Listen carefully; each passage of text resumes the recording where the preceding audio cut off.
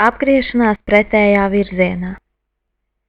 No sākuma parunāsim par apgriešanos manevru krustojumos, un šeit ir divi varianti. Pirmais un daudz drošāks apgriešanās manevrs, ko mēs varam izpildīt, ir neuzbraucot uz šķērsojošo brauktuvi daļas, bet viņu var izpildīt pie noteiktiem apstākļiem.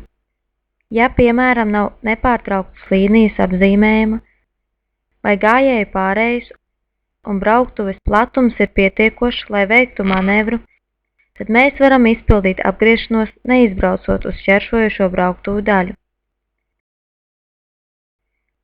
Otrs, bet daudz bīstamāks variants, tiek veikts uz šķērsojošo brauktuvi daļas, un viņu nepieciešams obligāti izpildīt pretī savai joslai.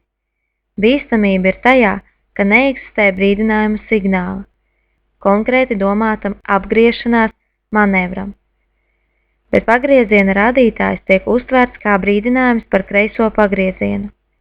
Tādā veidā mēs varam maldināt vadītāju, kurš brauc aiz mums, kā arī pretī braucošo automašīnas vadītāju. Tāpēc, ja ir iespējams izpildīt apgriešanās manevru ne uz krustojuma, tad labāk to izmantot. Šajā gadījumā arī ir iespējami dažādi varianti.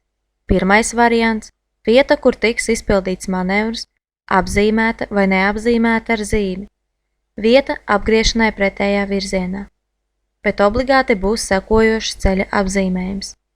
Tad apgriešanās manevru mēs veicam pa tuvāko trajektoriju.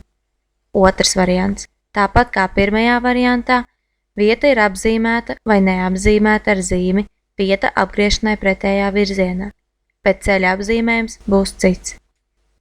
Tad mēs varam apgriezties pa jebkuru trajektoriju.